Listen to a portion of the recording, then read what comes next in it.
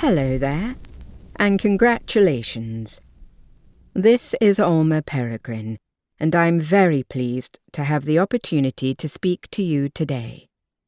This book, My Museum of Wonders, has been an effort undertaken over many years, and it is very close to my heart.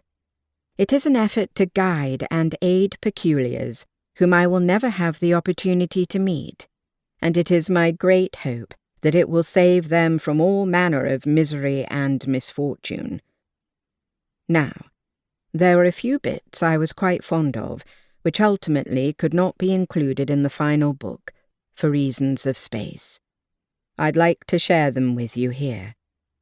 They are excerpts from my long-running and extremely popular column in the Muckraker, called Ask Miss Peregrine, in which the confused, perplexed, and curious send in questions, and I, in my vanishingly small spare time, answer them. So, without further ado. Dear Miss Peregrine, I don't live in a loop, I don't have an imbrin, I don't have any obvious peculiar ability, or even anything particularly strange that sets me apart from my schoolmates, except for this one thing.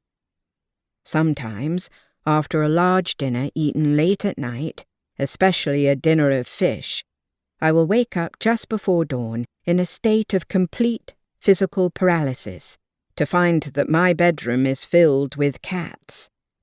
They will be poised on my dresser, on my nightstand, along my windowsill, and wringing the edges of my mattress. They watch me, silent, tails flicking, eyes glistening. They do not approach. I lie there terrified, unable to move, until eventually sleep reclaims me. When I wake up again, they are gone, but everything in my room has been shredded. Curtains, sheets, carpeting, all torn to strips. Am I peculiar? Are they? Angus F., Tooting, United Kingdom. Dear Angus, you are not peculiar. I recommend you stop eating fish so close to bedtime. I can tell you nothing more, and it's best if you don't ask. How did you get my address?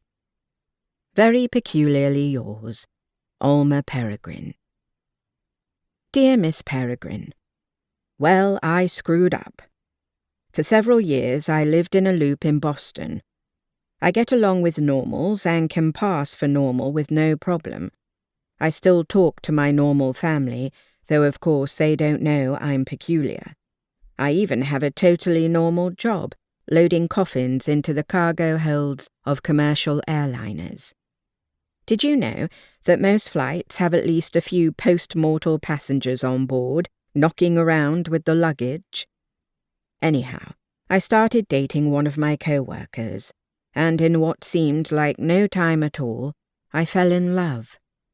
He was in love with me too, supposedly, or at least that's what he said, and I believed him, big dummy that I am.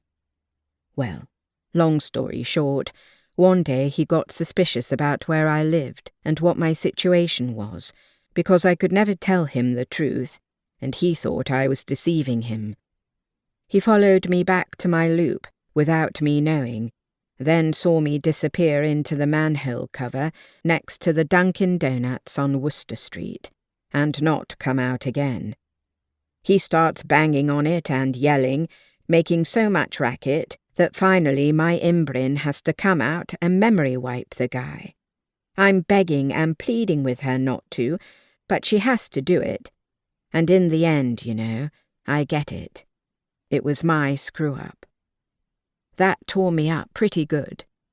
I figured that was it for this guy and me.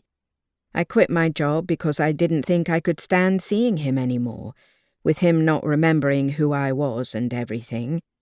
But he kept coming around the Dunkin', kept showing up to order a half-dozen glazed and a large half-calf, even though it was way out of his way and nowhere near his house.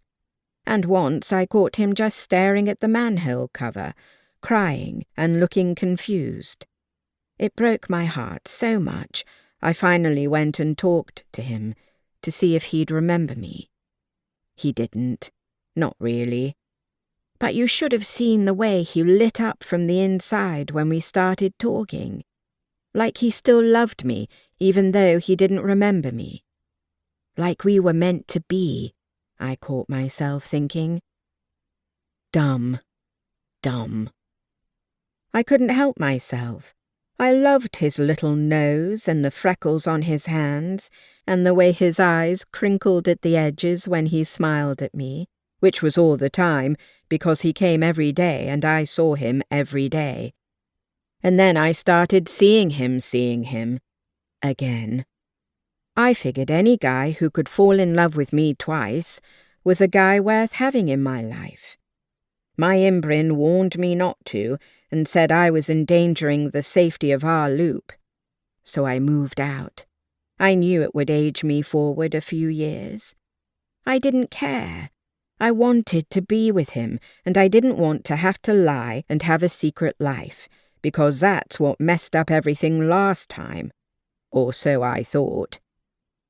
Well, it turns out I had a few more loop years banked away than I realized, because overnight I got about 10 years older. It hurt, too, like my bones were cracking. No one tells you about that part. Anyway, when I saw him again after the years came back to me, suddenly he wasn't interested anymore. He said I was too old for him because he wanted kids one day, which I knew wasn't true, because he'd always said he didn't when we were together before. But of course he didn't remember ever having said that stuff to me. So I knew it wasn't about kids. It was about my new droopy neck skin and crow's feet and lines like train tracks across my forehead. What else could it have been? But damn it, I had loved him for his crinkly eyes.